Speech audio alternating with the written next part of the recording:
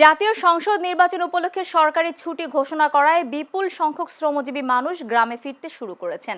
একসঙ্গে হাজারো মানুষ বাড়ির পথে ছুটে চলায় দেশের বিভিন্ন মহাসড়কে যানবাহনের চাপ কয়েক গুণ বেড়ে গেছে।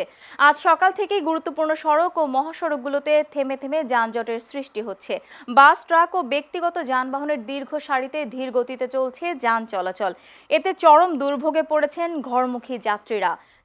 জানান, স্বাভাবিক সময়ে যেখানে কয়েক ঘন্টায় পৌঁছানো সম্ভব সেখানে আজ অতিরিক্ত সময় লাগছে। বিশেষ করে শিল্পাঞ্চল ও নগর কেন্দ্রিক সড়কগুলোতে যানজটের মাত্রা বেশি দেখা যাচ্ছে। এদিকে যানজট নিরসনে ট্রাফিক পুলিশ ও আইন শৃঙ্খলা রক্ষাকারী বাহিনী মাঠে কাজ করছে বলে সংশ্লিষ্ট কর্তৃপক্ষ জানিয়েছে। তবে ঘরমুখী মানুষের চাপ আরও বাড়তে পারে বলে আশঙ্কা করা হচ্ছে।